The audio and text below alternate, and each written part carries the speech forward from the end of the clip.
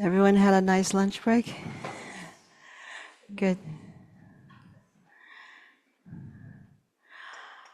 So we've come to the last session of this weekend's teaching, and I hope that so far you have gained some clear understanding of what the mind really is, what the mind's nature is, and what it means by emptiness.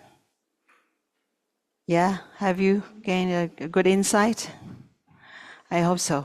That was my hope for giving these teachings in these 2 days, is that, even though many of us consider ourselves as Buddhist practitioners, and we hope to achieve Buddhahood as the result of our practice, but we may not still have a clear idea of what we are working towards, what Buddhahood really means, and what we're working towards really is probably still a question.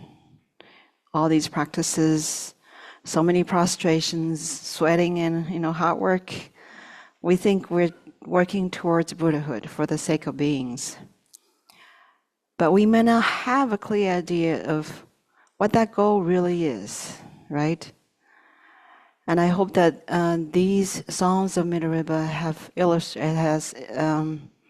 have illumined that goal for us. That goal, is it far? Is that a far goal? Can you?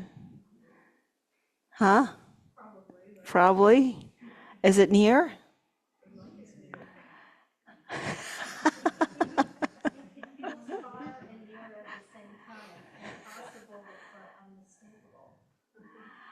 Yes, good answer.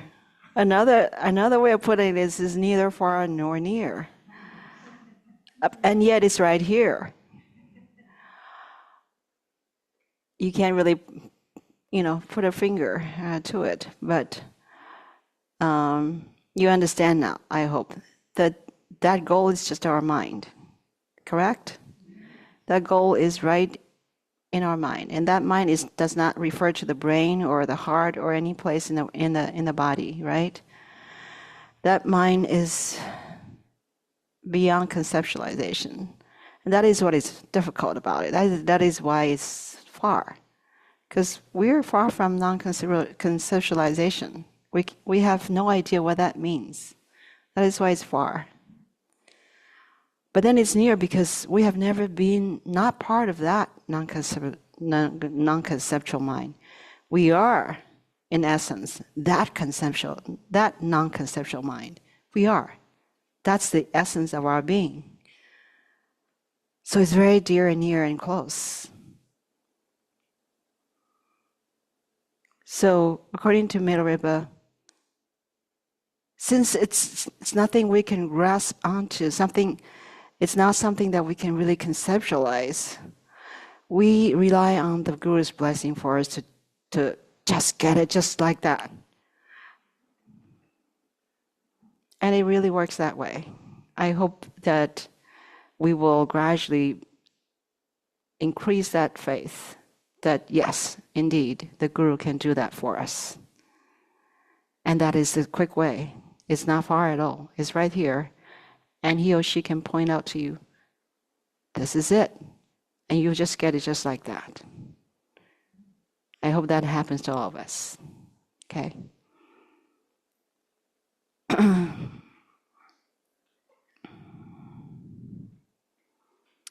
Okay, page, what is it? Page 8, chapter 33, meeting Dharma Bodhi.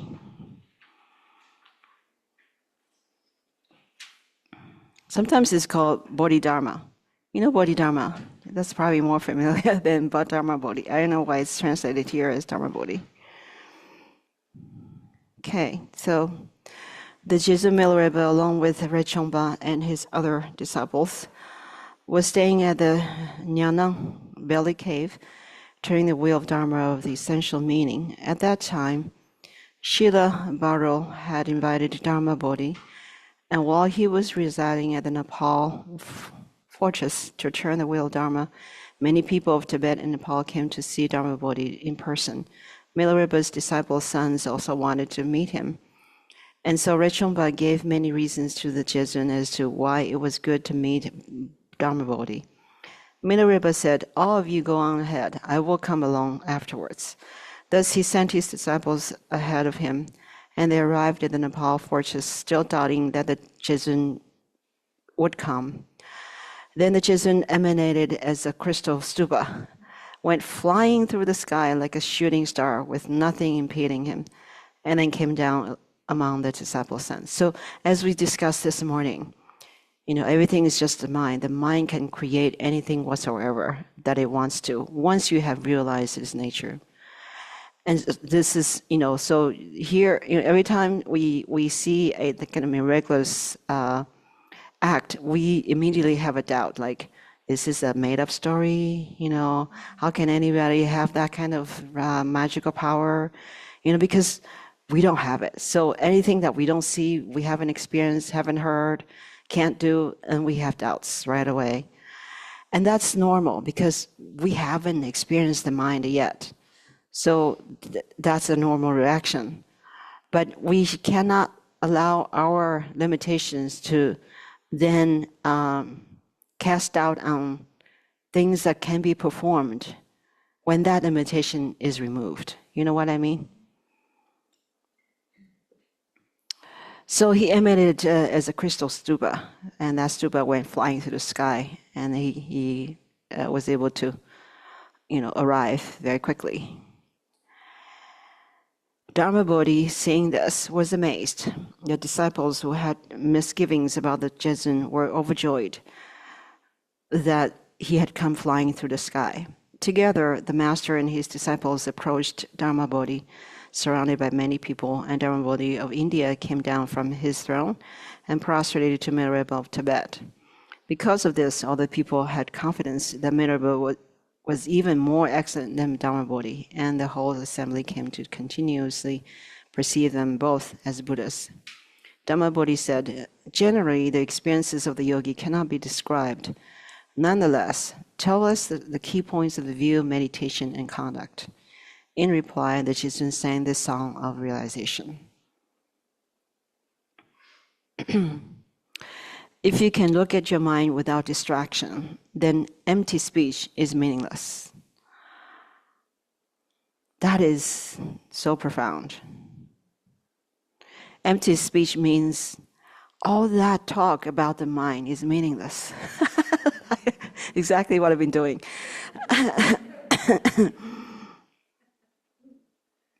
Because that doesn't do much. It may have been helpful to you and to myself as well to read these songs and to have a clearer insight into what the mind really is. But that is ultimately meaningless if you don't actually engage in the practice itself. Just talking about it, thinking that you understand it, doesn't help. Does knowing what the mind really is help you tame your own negative emotions? Maybe a little bit. Maybe. I can't say it doesn't do anything. But does it ultimately tame it to the extent that it never arises, that your afflictions never arise again? It can't do that. Not by conceptual reasoning alone. No, it doesn't have that power. What has that power? Realization. Realization of what the mind really is. That will have the power to do it. So ultimately, just talking about it and thinking about it is not so useful. What you need to do, you need to actually practice and meditate. Look at your mind without distraction, he says.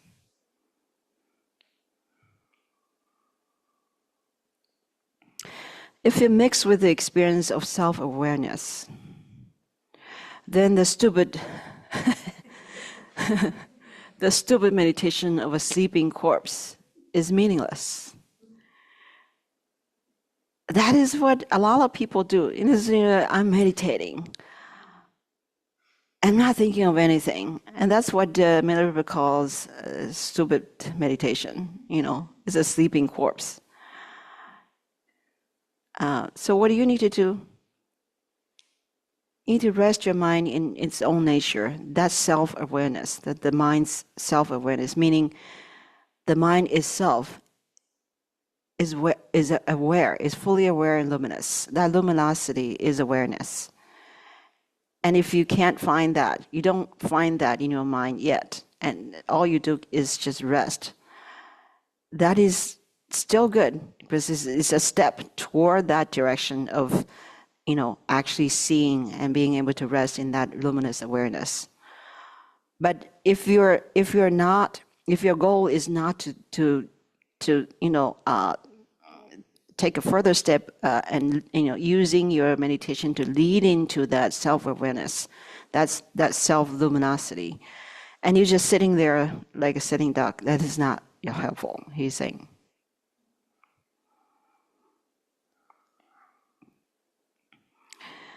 If you understand the way interdependence arises, then the eight concerns conduct is naturally destroyed. The way we conduct ourselves, all the people in the world, most of them, are concerned about the eight things: fame and degradation, success and failure, happiness and suffering, and what else? What's the last? Gain and loss, yes. Those are our concerns, all the time. But he says, if you understand the way interdependence arises, then you won't be entangled in these eight concerns, because you understand gain is a result of your past karma. Loss is also a result of your past karma. Everything is interdependent and in a continuous and constant play of causes and conditions and results. So you don't need to be concerned about the results, the gain and the loss and so on. You need to create good causes and conditions, not to be concerned about the results. Sicknesses are the results of past negative actions. So if you're concerned about not getting sick, or you're concerned about getting sick, then you need to, look at your actions and begin to engage in only virtuous actions. Then you will naturally never get sick, because you have not created causes for sicknesses, karmically speaking. So it's like that. If you're not wrapped up by any error toward mind, you'll be free of deception, pleasing others, and hypocrisy. Because we don't really understand the mind yet. So our understanding of mind, most people, is incorrect. We think this thinking mind is our mind, but it's only an appearance of mind. It's not the real mind. And because of that misunderstanding, we engage in all sorts of tricks and deceptions and hypocrisy in order to make ourselves look better, make ourselves become a likable person, and all that. As to the kayas and wisdoms that transcend samsara and nirvana, if the blessings of the lineage do not enter you, accomplishment won't come simply through desire and effort.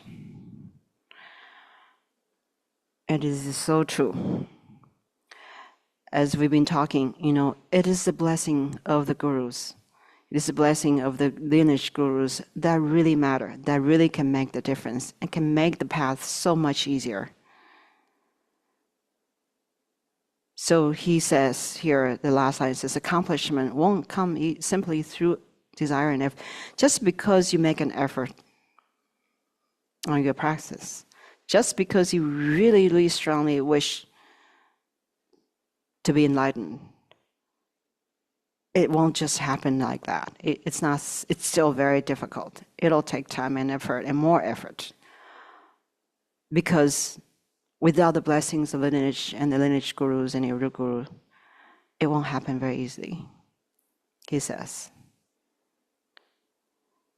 That is why the cultivation of guru devotion in the Vajrayana is so, so important. It's almost the most crucial part of your practice. If you don't have that, of course, the guru that you rely on has to be themselves, enlightened and stable, and have a connection, a karmic connection or dharma connection with you, and then you can easily give rise to devotion. And if you haven't found that guru, then you need to pray. You need to pray that you meet your guru, your karmic link, what's called the karmic link, karmically linked or connected guru to appear for you. And then it's easier. It's really, really much easier. And what if you don't really have one, and it's been years and you still haven't found one? Then, according to my guru, Khenpo Rinpoche, everyone in this lineage, the lineage of the Karmapa, everyone's root guru is his own the Karmapa.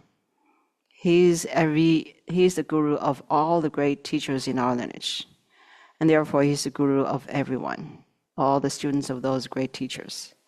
So if you don't have one, then regard him as your root guru, he said. And he's definitely, worthy, and he's definitely powerful. He's definitely, he does definitely have that ability to bless and to transmit, and to cause you to cause your mind to be revealed to you, or maybe I should say, cause your mind's nature to manifest by itself. So that is what Milarepa is telling the students. So finally, here she says, when Milarepa had sung this, Dharma Bodhi said, the view, meditation, and conduct of the yogi is truly wondrous.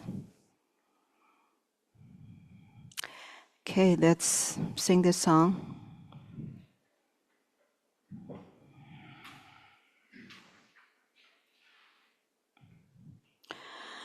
Ayeme semla danu na kata gambo lamte me rang ri nyam ta jeba na lun ko ro nya che de me den zhe cha zu xie ba na xue ye xue ba rang xin yin sem la nong zhi me ba na zu zhi ngo song so dang zhao Kor de gu da ye she de yu be che na ma shu na she de zo we zhu ba min she de zo we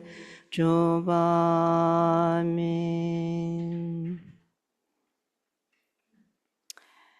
Okay, so now we go back to the one we skipped. Forgot what page it was. 3? Okay, thank you.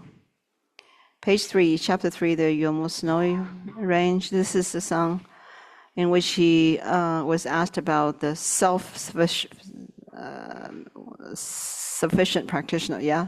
The way one becomes self-sufficient. Okay, let's see what he says.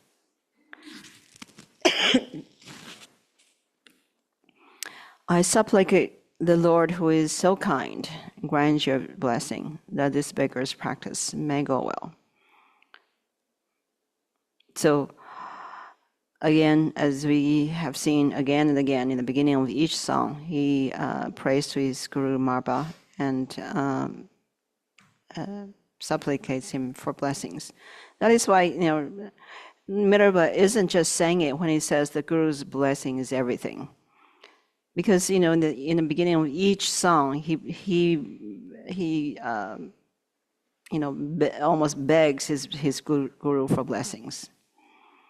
So how do you receive? How does the blessing come down? It's through our supplication. We need to pray and supplicate to the guru, so that blessings can come down on us.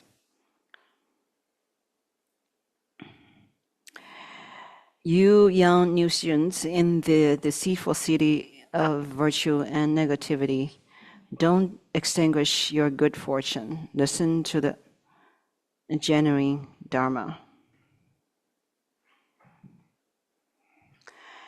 So he's saying, these students are young and new, but you are living in a deceitful city of virtue and negativity. Even though you would say, oh, what's wrong? What's so deceitful about virtue? I can see that negativity is deceitful, maybe. But all in all, whether it's virtue or negativity, nothing is really played out, in a sincere way for many people. People do virtuous things so that they can gain fame or acquire something good for themselves, or look good, look like a very nice person and all that. There's many hidden agendas when someone does something good. So he considers that all deceitful. But he says, now that you have met me, you're good. You're in good shape. You're fortunate. So listen to me, he says. And it is so true. They're very fortunate to have met Milarepa. Gathering the accumulations again and again, practice meditation. Wait, I missed one sentence. You've not gone down the wrong path, for you have met me. So now that you have met me, what do you need to do? He says, you need to gather the accumulations again and again, and practice meditation. So these two need to go hand in hand. And I've said that previously, that meditation alone, of course, it's good, and we need to do that. But it would quickly become some sort of dry meditation if you don't have a huge amount of accumulations that support this meditation. That is why, in addition to meditation, we also need to do a lot of other practices that help us to gather the accumulations of merit.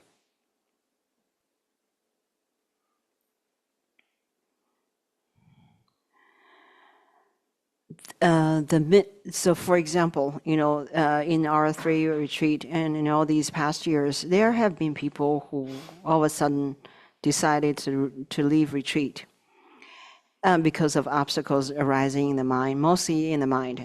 There's not much external obstacle to speak of, mostly, and not so much to the body either. Most of the time, it wasn't because of physical illness. It's mostly mental, not mental, but the mind. Something arises in the mind, and it just can't go on. And I've asked my teacher, Kemokara Rinpoche, in the past, like, why do these obstacles arise? And he said his answer was, there was not sufficient merit to support the practice. Therefore, we need to be diligent in the accumulation of merit. And it is very easy to do that. To accumulate merit. For example, you come here, and you just by coming here, you're helping others, right? To come, because then there is a group of people. And then that makes this program possible.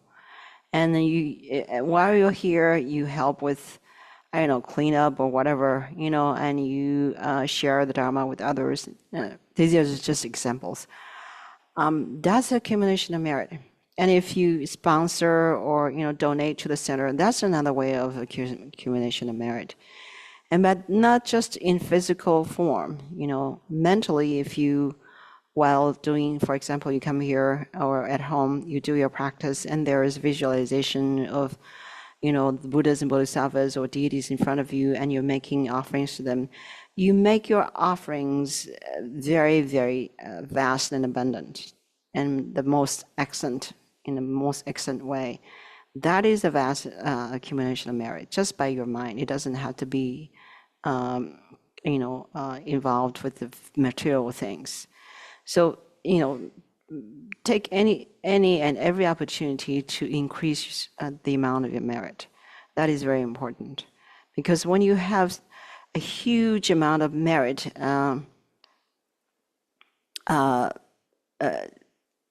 kind of accumulated into your pool of merit karma, and then when you meditate, you naturally can just get into it effortlessly, much more easily, and you can really do the kind of meditation that is meant to be, rather than just going all over the place, getting distracted.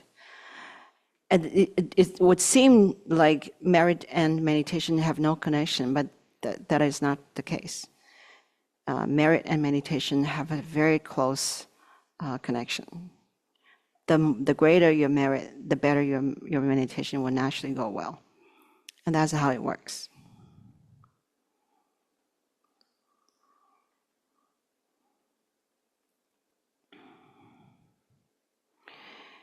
Okay, so that's why Milarepa sings here. Gathering the accumulations again and again, practice meditation. These two need to go hand in hand.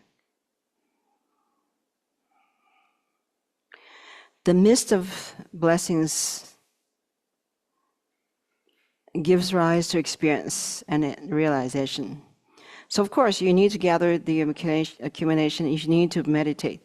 But what is it that allows your experience and realization to occur? What does he say? Blessings, yes, that's right. It's the blessings that give rise to experience and realization. And by now you should believe it, no? He said it so many times. So, yeah, it's the blessings. The mist of blessings give rise to experience and realization.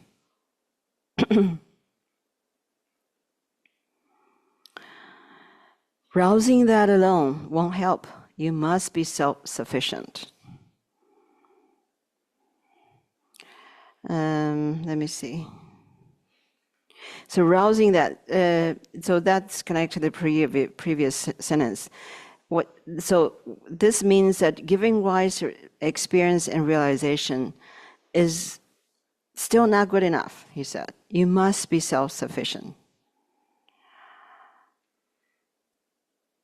I'm not too sure what that means. Does anybody know?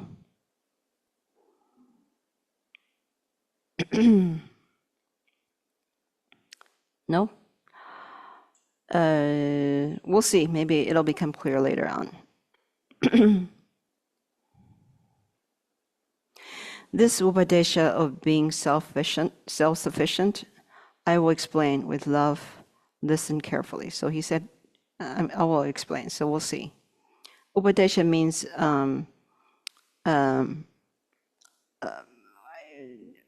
there's several different ways of saying it. Some say a pith instruction, some say quintessential instruction, some say maybe essential or key instructions. So this quintessential instruction of being self-sufficient, I will explain to you with love. So listen carefully. So then he continues. When keeping to isolated mountain retreats, don't reminisce about the entertainment of the city. Interesting. And we're not in an isolated mountain retreat, but we are in some sort of, weekend retreat, isolated here. But we could still be in our minds, while is listening, your mind may be going, there's some sort of entertainment tonight. I'm going to watch it, Yeah, it's so easy to get distracted by those things. He says, don't do that. If you do, you will be distracted by the demons of your own mind. That's serious, yeah. He's such a serious practitioner. He says to his students, don't be distracted by these demons of your own mind. Keep the mind turned inward and be self-sufficient. So now that's the quintessential instruction. Keep your mind turned inward. So don't be distracted by the things in the city, things of the outside world. And in that way, you're self-sufficient. You don't need anything outside. All you need to do is turn inward towards your mind. When penetrating the key point with perseverance in meditation, contemplate the uncertainty of the time of death, and remember the falls of samsara. So now he's going back to the basics, yeah. The basics, the contemplation on death and impermanence and the defects of samsara. Without mulling over the pleasures of this life, cultivate endurance in hardship and be self-sufficient. So that's another basic instruction. Now, these things are all instructions on being self-sufficient. So he begins with the most basic, principles. When receiving instructions on profound meditation, don't have great desire for conceptual knowledge. I think that's something that a lot of the modern students do. They really crave, knowledge. And they want more and more knowledge about this and that subject, even about the Dharma. It's the same, But everything is conceptual, of course. You cannot go beyond the conceptual without meditation. And even in meditation, you are still in a conceptual sphere. You can't get rid of it. We're so entrenched, in that habit of engaging in conceptual activities, and unless you let go of that fixation, that attachment, that clinging to conceptual knowledge and conceptual this and that, you cannot tap into the nature of mind. You have to let go of that. It's really, really important. Don't have a desire for conceptual knowledge, he says. If you do, meaning if you have desire for conceptual knowledge, then you will strive in worldly conduct. Then what you're doing is just still in the mundane level. It's not going to go beyond that. If that happens, this human life will be empty and wasted. Oh, that's serious, isn't it? You're wasting your life. You're continually engaging in conceptual pursuit. Act with humility and be self-sufficient. And I think, humility is so important because, it's so natural for us to become pompous when we feel that we know a lot about any subject, or we have a lot of skills about something. And so a lot of people, I'm not criticizing, it's just observation, a lot of people who know a lot about the Dharma, especially if they know a lot about the more sophisticated part of the Dharma, such as the middle way, the mind only, and those subjects, that people can't have a grasp of. They can go on forever and then just explaining, and then just, they feel very, very confident and very almost proud of their ability and knowledge. That doesn't help according to Milarepa. That has no meaning, you know. If your knowledge only leads you to another level of pride, then you might as well not have that knowledge and skill. So he says, act with humility. You know, no matter how much ability and how much knowledge you have, you need to be humble and be self-sufficient. When bits of experience and realization arise, don't regard yourself highly with compulsion to speak of them. That is a good warning. You know, I think especially as a Vajrayana practitioner, one of the things we need to be careful about is to speak of our own experiences. Actually, you know, the more you talk about your own experience, especially, oh, I've had this experience of emptiness, I think, and this and that, you know, don't say anything. You need to be quiet because, first of all, when you say it, it's an indication that you're proud of it, and secondly, it's an indication that you think you're superior to the person you're talking to, right? And thirdly, by saying it, you're actually creating obstacles to yourself for further advancement in your practice. So generally, your practice, you know, no matter what level you're at, you don't reveal to others. You don't talk about it. You keep it to yourself. Keep quiet. That is the advice given by teachers. And I think it's a very good and very important advice, because it's easy to fall into the mundane kind of behavior where when one achieves something, you know, one wants to show off. And we want to avoid that. We don't want to fall into that kind of behavior in the sphere of the Dharma, you know.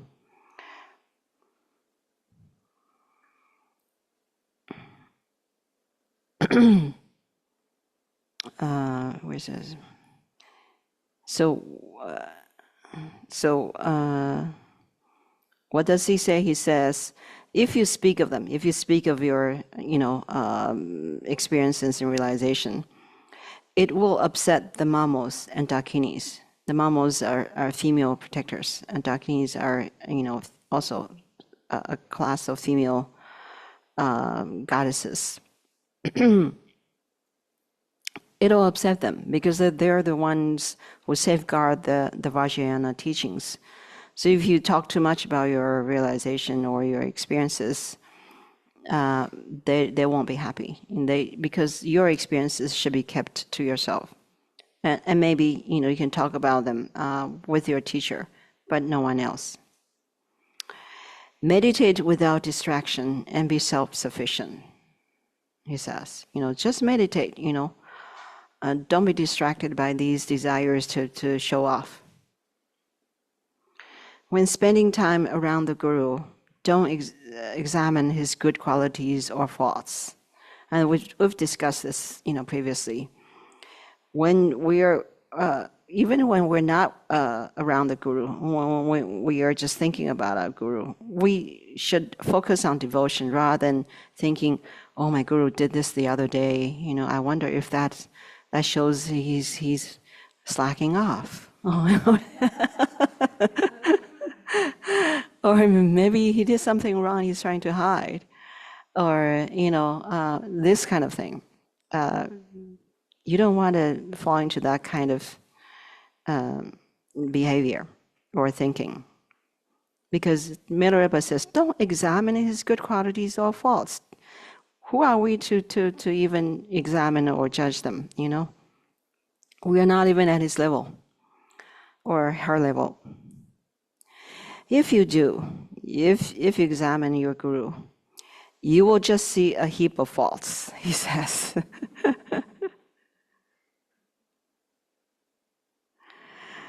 Have pure vision and be self-sufficient. So have pure vision. That is so important.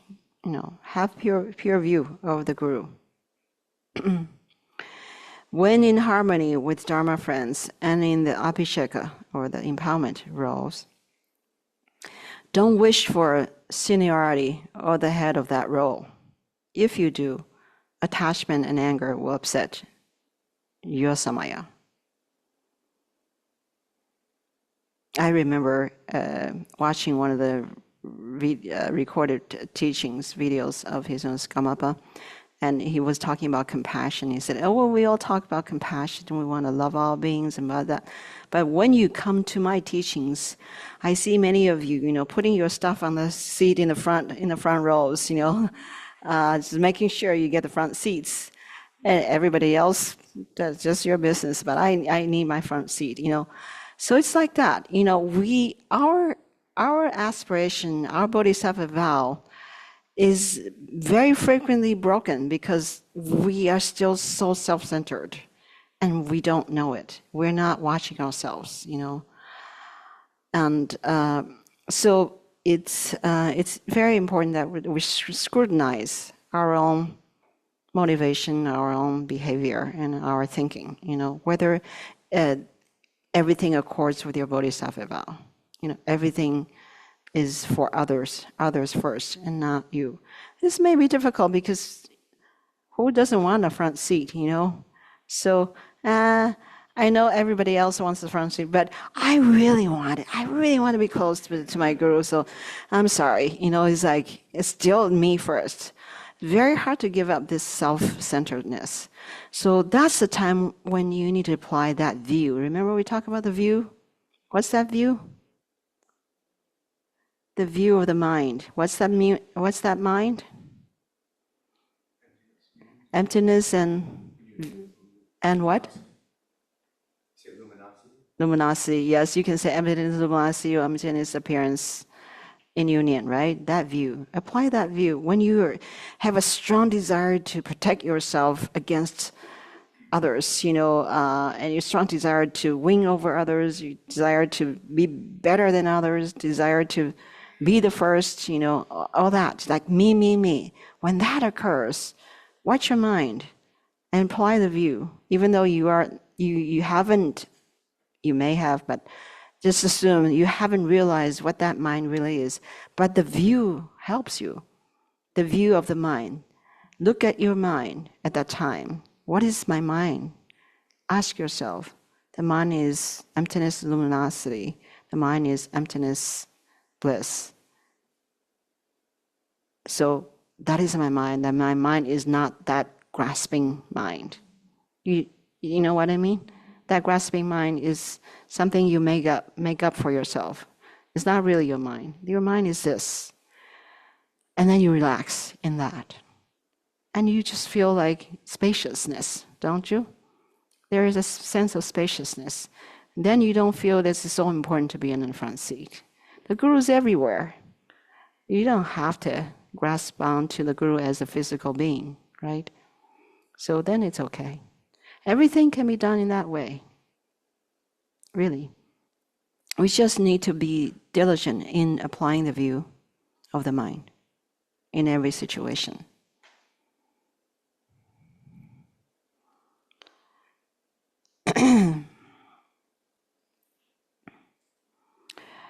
Okay, where are we? Okay. So, second to the last line. Remain harmonious and be self-sufficient. Harmonious, that's so important. Don't try your best not to have friction with others, or even, animosity, or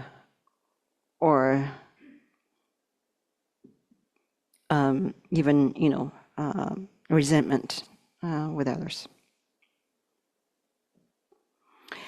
When begging for alms in the midst of the town, don't deceive others with false dharma. If you do, you'll fall into the lower realms yourself. So that's clear. Act honestly and be sufficient. And Milarepa, in these songs, he has repeatedly said, have integrity, be honest, don't deceive others. Always and in all that you do, be without high self-regard or strong desires. If you have them, you'll just become jaded while looking dharmic. Yeah, and it's so easy to do that, actually,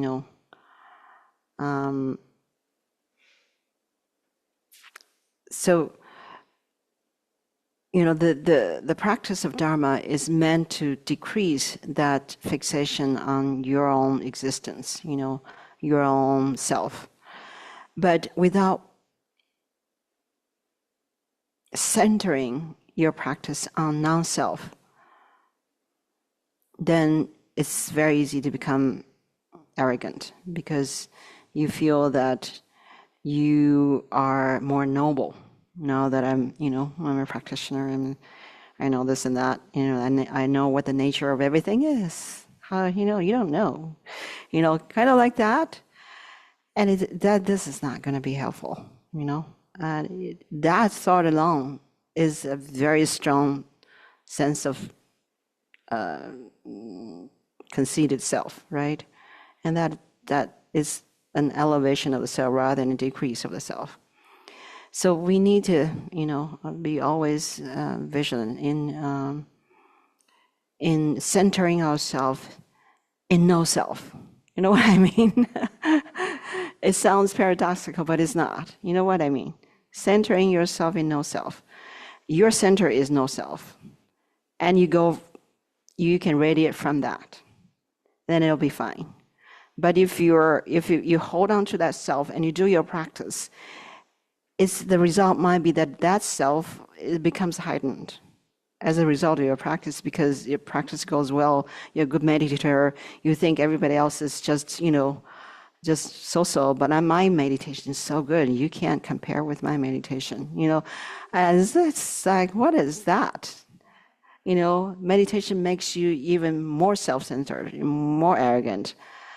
And the cause of that defect is because your practice is not centered on, not based on, not rooted in no self. Like I said this yesterday, was it yesterday? Every practice, everything you do has to be rooted in no self. Examine yourself, whether you're doing that or not. And why is it there no self? Because the mind is empty. Therefore, there's no real self. The so-called self comes from the mind, right? Do you understand? It comes from the mind. If there's no mind, there's no self. How can there be a self if you don't have a mind? Can you think of a self when there's no mind? No. So the self is the mind. But the mind is just emptiness. So there's really no self. But that emptiness is not emptiness. It's a union. Right? We talked about that. It's a union of emptiness and luminosity and bliss and wisdom, omniscience, power, compassion, everything. Okay? So don't fall into just annihilation, of just nothing exists. It's not that. That's wrong view. That's very serious wrong view, okay? Okay.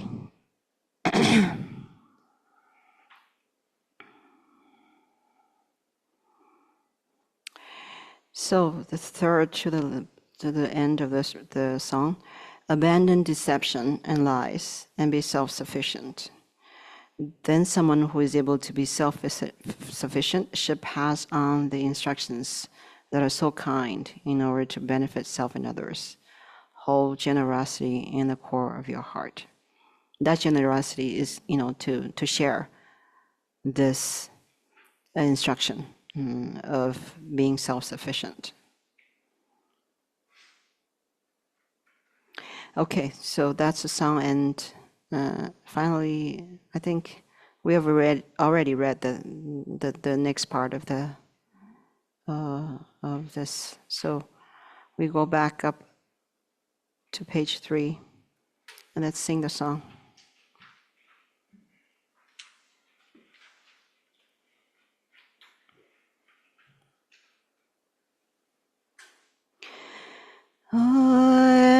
제가 진짜로 소원의 작년인데와 신기로 계사부 지주신우남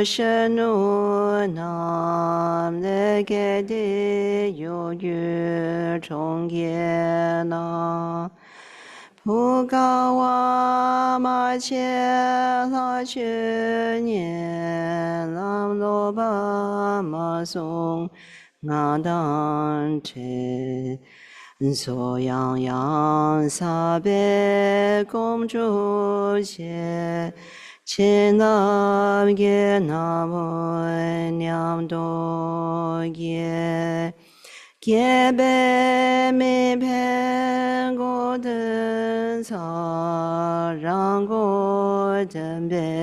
배맹안디 zewe na we nyun we ne ri zhen du su chong yu ge lai mo ma zhen jie zhen na rang sen du ye yen lo nan du ko la rang go ten kom ning ru ne ne den du so nam che cha me sen ba dang ko we ni me chen ba yi sen de ge de ma chen ba tu sen ge la rang go ten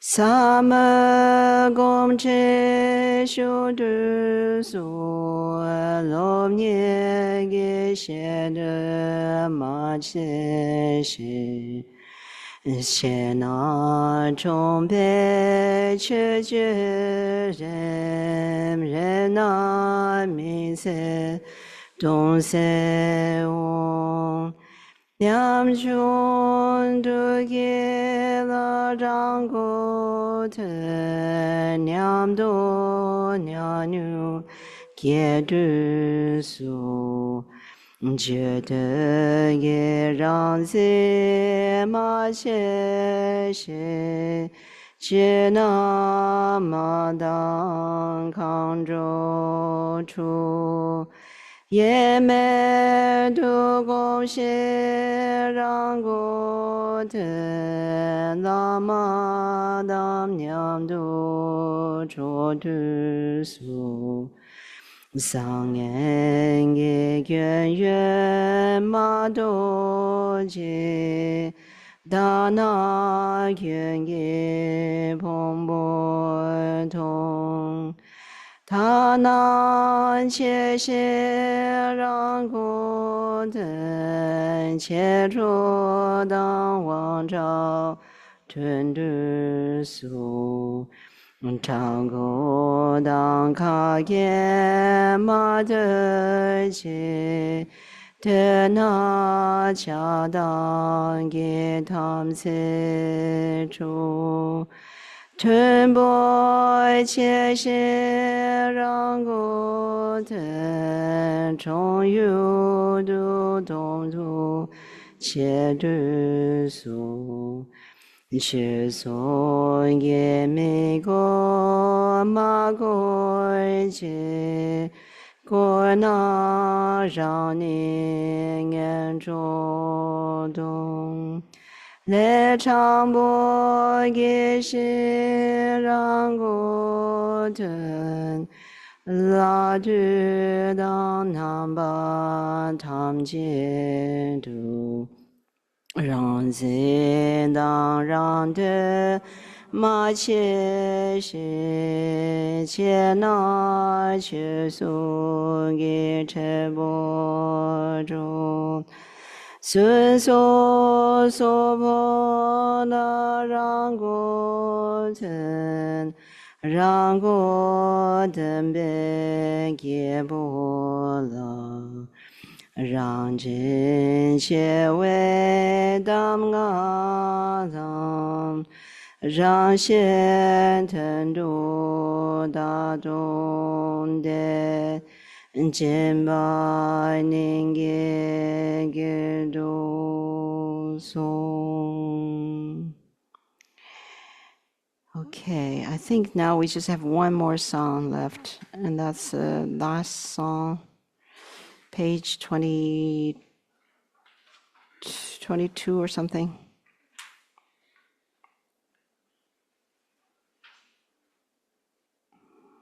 Yeah, 22, chapter 57, the later journey to central Tibet. It's very short.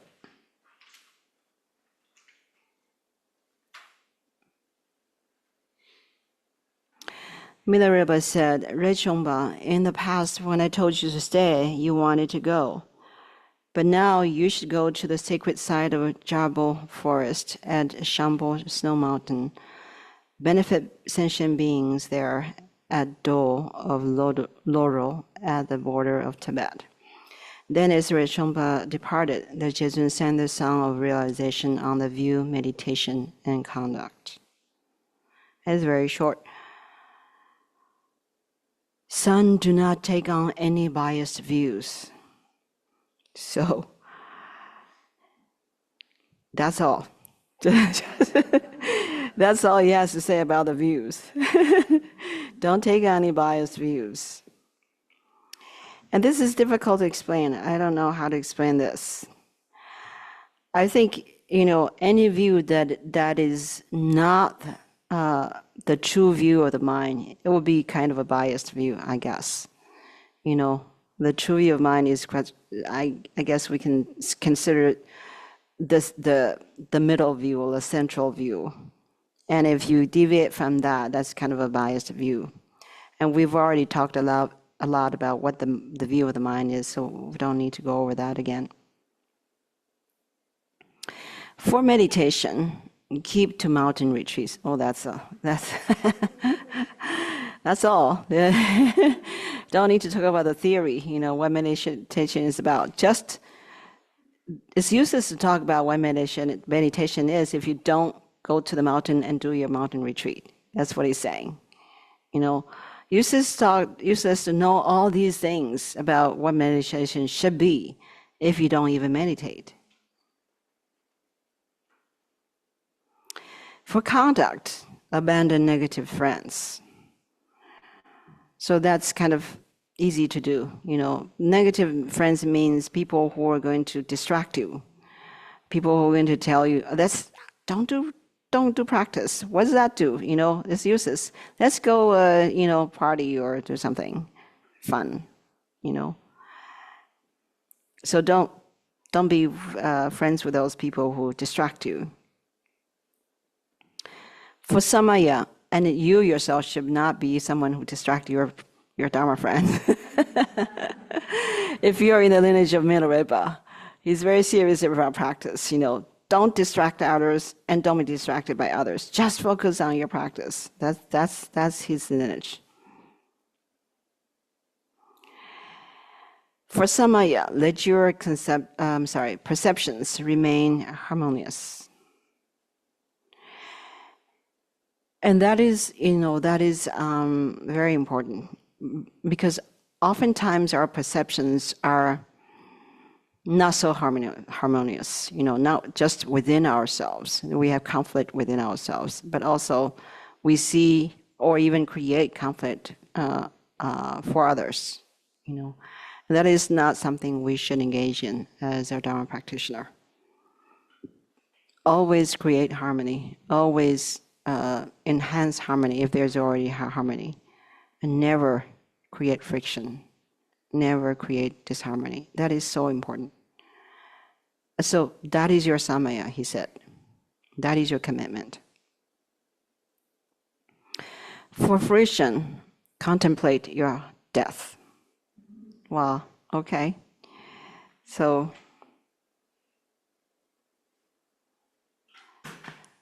I guess in a way you can say death is our ultimate destination, in this life, right? So when you want to think about fruition, first think about your eventual death. Then it'll speed up your fruition, you know. You will get somewhere more quickly if you think death is, is imminent. Death could come anytime. It's often taught that one never knows whether tomorrow comes first or death comes first. So I guess the conclusion to this weekend's teaching, we can just maybe remember this sentence too, that contemplate your death. You've heard so much, these are wonderful songs by the great, accomplished holy being, Milarepa. But if we don't contemplate on our own death, and we still continue to waste time, like we have been, then hearing all these, most holy words, most sacred teachings is useless, because if we don't apply them, then it's not useful. Then it's like you never heard them. So, as I have been recommending throughout these 2 days, you don't necessarily need to sit down and meditate on the mind. The more important thing to do is to always apply the view of the mind in everything you do, in all the mental states that you have, especially when there's a difficult mental state or is a very strong negative mental state. Apply the view. Don't miss the opportunity. That is your opportunity to apply the view, the prime time for applying your view. And if we don't do that, what else can we do with the view? Nothing. You just keep it in your closet, as a knowledge, that's useless, really. So always, bring it out, apply, use it, use that view of what the mind really is. And if you practice to the point where using the mind alone, even though you haven't had the experience, you haven't had any true taste of the mind, just using the view alone is tremendously helpful. I'm sure of that. Especially the more you use it, and the more effective and the more powerful it'll become. And that alone will lead you to eventual, experience of the mind. So I think if you want to take home anything, I think that is what I would recommend. That think of death, that you can't wait. You need to apply the teachings. You need to, use the teachings that you have received in your own mind stream, in your own day-to-day situations. That is your practice. I'm not saying you shouldn't sit down and meditate or do Yang Ngondro or other practice, but that is only like an hour or 2 a day. What do you do the rest of the day? Don't waste time, right? There is plenty of opportunities for practice during the day when you are not sitting down to practice. And if you want to ask me, what do you recommend then when I'm just doing my day-to-day work and things like that? Apply the view. Just apply the view of the mind. And the view of the mind includes non-self. As I have said, that should be the center and root of your practice. So the two are the same, the non-self and the view of the mind. They are two sides of the same coin. And I think if we can practice in that way, we will find ourselves a much happier person, a much more peaceful person, because when the view is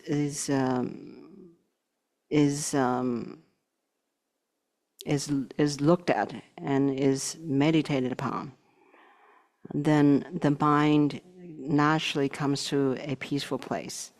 The mind naturally has very little power to erupt into something negative. That is just how the mind naturally is. That's how the mind manifests naturally. The mind itself has no violence. The mind itself has no negative influence or power. That is not the mind. When there is negativity, that is something that we make it up for ourselves because we think there is a self. Otherwise, it's not the mind itself. So when you look at the mind itself and rest in that, there's absolute peace. There's absolute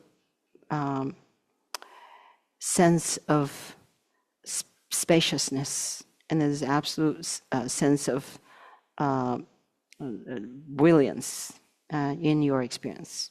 Even though it's not an experience of our meditation, it's not a realization, but just because you want to look at the mind, you're thinking, you understand the mind, that flavor, that scent of the mind can pervade your being.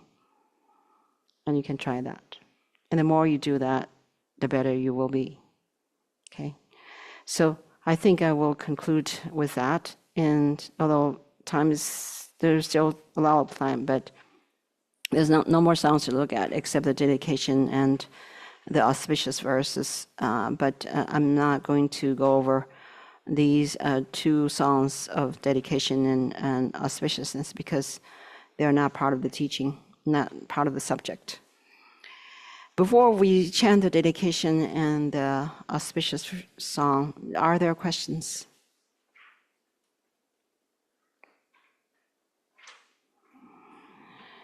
Questions? No? Everything's clear?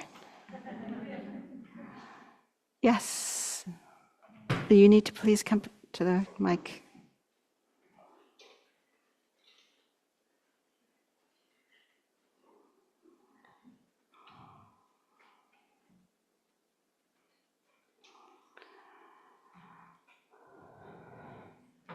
Thank you, Lama.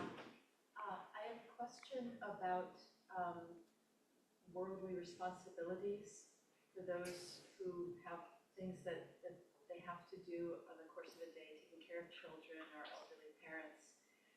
Can you speak to the balance of striking between wanting to practice or the ability to spend time in practice and then not wanting to let others down or to not fulfill the worldly responsibilities, and for those who are householders, how that balance can be struck? Yes. Yeah, I think as a householder with parents and children, your primary responsibility should be on them rather than on your practice. You might think, what are you talking about? So you've decided this is the Milarepa's lineage and you should be in mountain retreat rather than... But that's impractical given, your situation or some of, not just her, but, some of the other situation. You have elderly parents to take care of, and maybe you also have young children, and if your own career, all these combined makes it very difficult to squeeze out the time for your personal practice. So in this situation, this is just my opinion, and it's not just mine alone. It came from my teacher. The recommendation is you need to take care of your family. That's your responsibility in this period of your time. And if you don't take care of them and you think, let them be, I need to do my practice, that's unkind. That is not bodhisattvic, Even though you think doing practice is your primary, responsibility and concern, but given your situation, it is not. Your primary concern and responsibility should be with your family. Because if you can take good care of them and make them comfortable and happy and healthy and prosperous, then you're fulfilling your bodhisattva vow. Because they are sentient beings, and you regard them as all sentient beings. The representatives of all sentient beings. You're taking care of all sentient beings by taking care of them. Then you're fulfilling your bodhisattva vow. And then while you're taking care of them, you're doing things, you're doing your job, you go to work and you come home, you cook for them and take care of them and all that. If you can, that's why it's so important to learn the technique of watching your mind. And applying the view all the time, because inevitably there'll be things they do that upset you, and inevitably you lose your patience. Inevitably, you just get tired of the daily routine of having to take care of all these people, and you get, irritated. So when that kind of negative emotion arises, it's the prime time for you to apply the view. Look at the mind. Think about the mind. And in that way, your practice is enhanced because of them, right?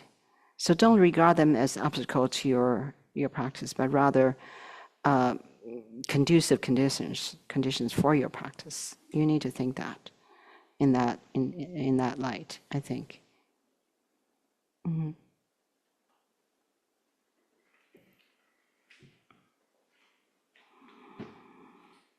Related question, Lama. You've been so generous in giving this teaching, but I will trouble you with an elaboration and trouble you to repeat yourself, basically. Sure.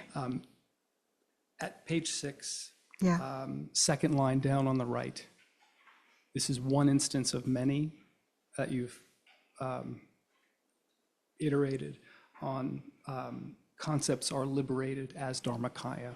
Yes. Mm-hmm. First day, I think it was in the afternoon, you gave the example of a contrived practice in which one effortfully puts thoughts out of mind. Yes. As a negative example. Right. And then subsequently, you've been talking about an uncontrived practice of recognizing kleshas was one example specifically, but concepts, thoughts, impatience in parenting, any phenomena, any mental phenomena, thought, emotion, recognizing it and applying the view specifically. Could you clarify the micro elements of that? Is it that there is a dissolution or a dissipation of that phenomena because you didn't engage it, and that's superior to making some effortful and contrived effort to put it aside, repress it, compartmentalize it? Yeah. Is that what's going? Is that what you mean to say? Forgive my. It's something like that. Okay. Yes. A lot of times we're taught to manage the situation. You manage it with your patience, the practice of the 6 parameters, your patience, your whatever, or in your compassion. So, you manage the situation. That's one way of dealing with. That's the Mahayana approach. That's very good. Now here, the Vajrayana, the Mahamudra approach is different. You don't manage the situation. Instead, you manage your mind. You don't manage with application, applying patience, applying love and compassion. You don't manage the situation through applying some sort of remedy. Here we're talking about just using the mind itself.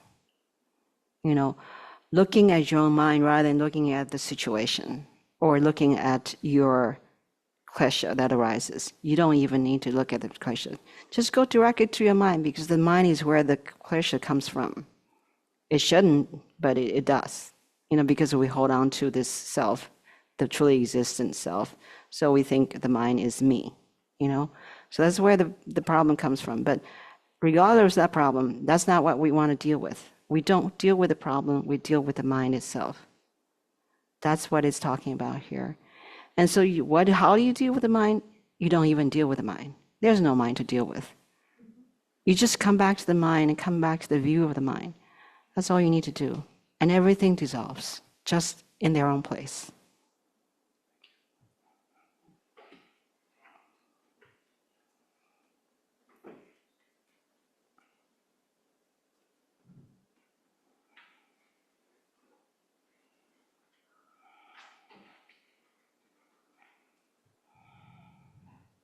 Thank you again, Lama.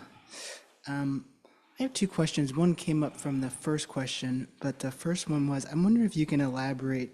You said it was obvious, but maybe you not obvious, but you said it, maybe it was.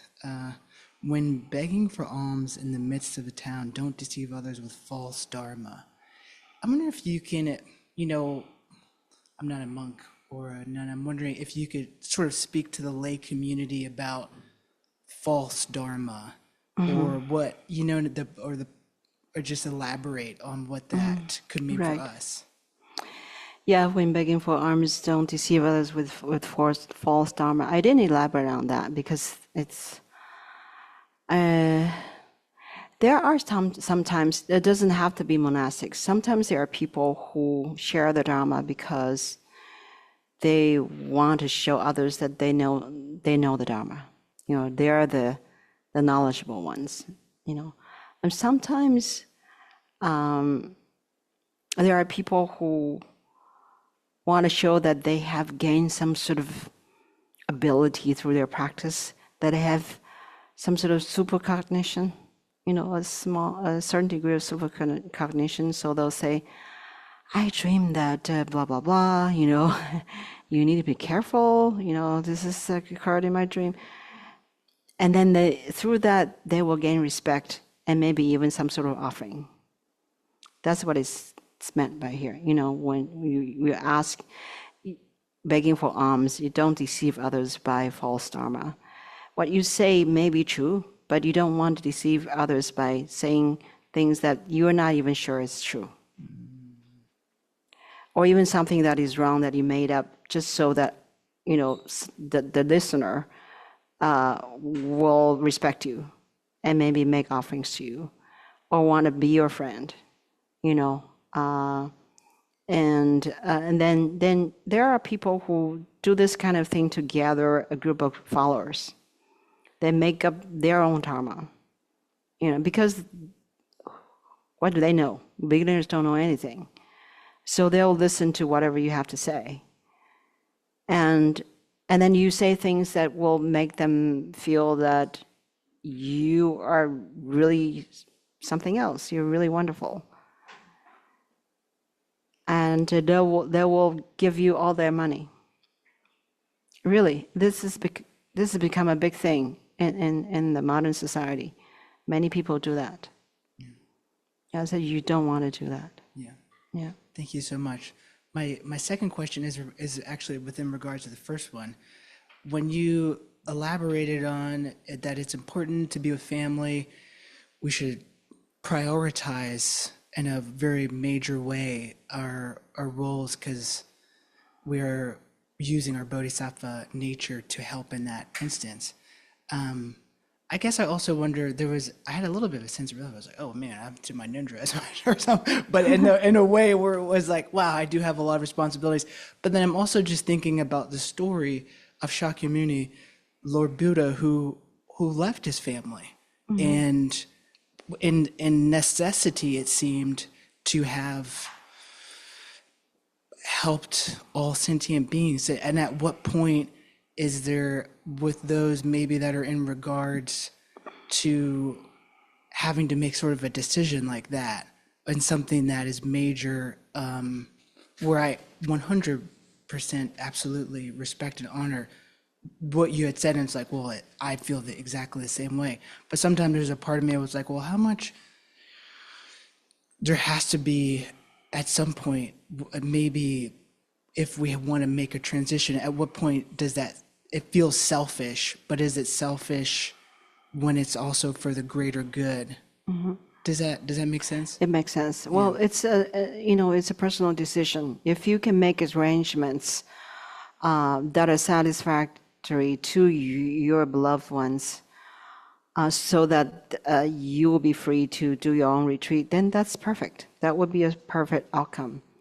But if your family becomes deeply upset with you that you left and did your own retreat and then just kind of left them alone, I don't think that is a perfect idea.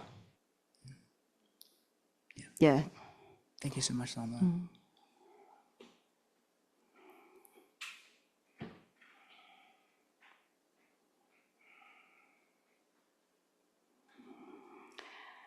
Good questions. Any others?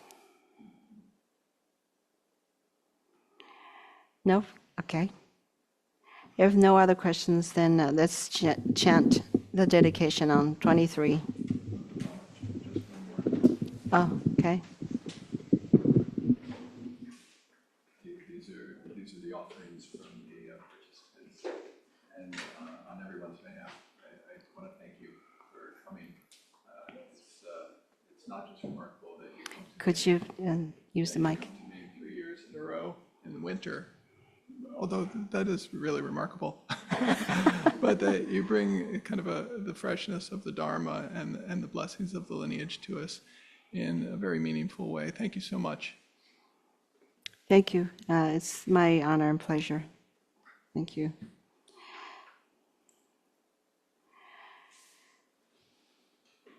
All right, so let's look at page 23, the dedication. This is taken from chapter 55.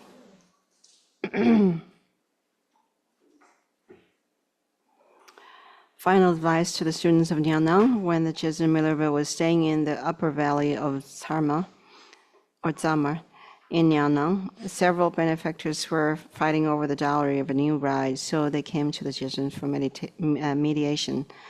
Have all the people quarreling come to me, he told them. They came and he gave them lots of Dharma advice and sang songs of realization.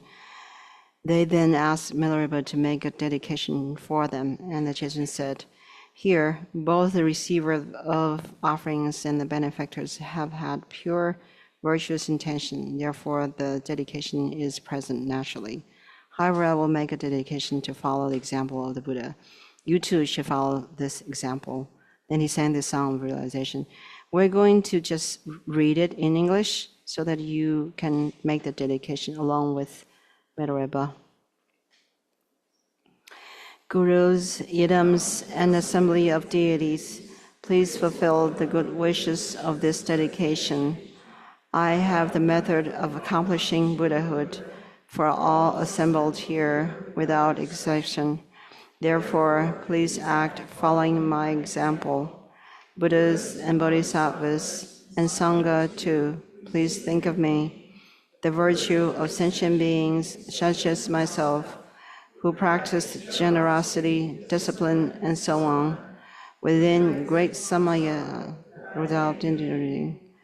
I rejoice in all these virtuous deeds. I practice here genuine generosity, the ornament and wealth of the mind, which is the accumulation of the yogi's merit. May I attain Buddhahood for the sake of my masters, teachers, and parents. Until that is attained, by my virtue here, while following a Mahayana Guru, actually, the vow should go to the next sentence. May you have a body where you keep the 3 vows.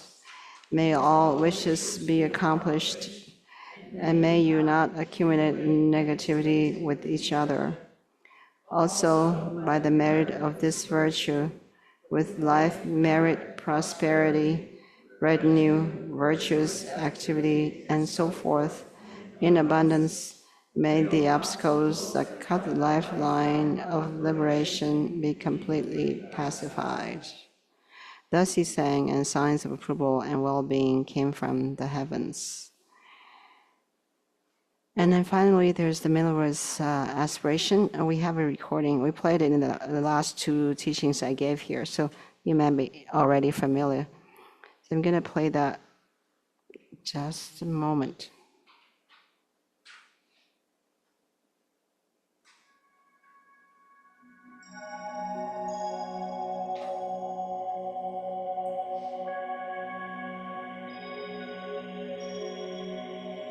We can sing together.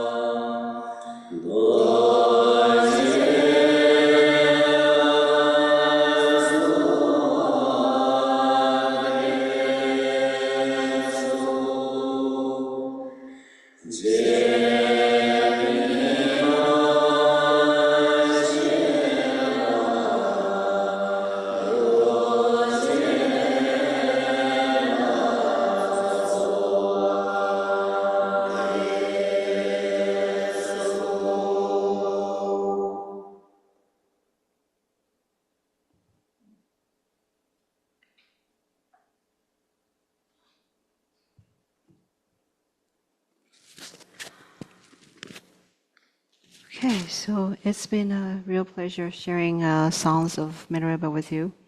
This is the first time I have taught these songs. I actually, put them together just a couple months ago.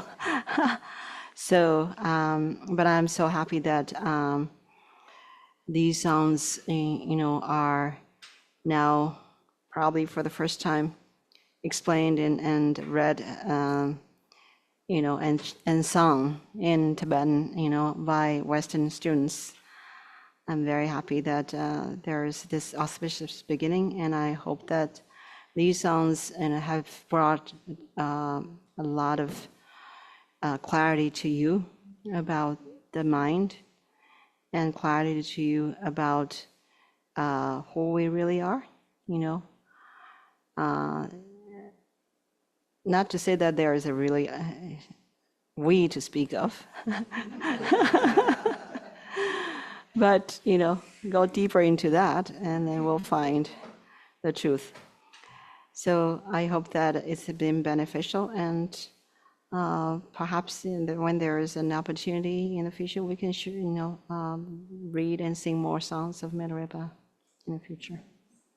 Thank you. Okay.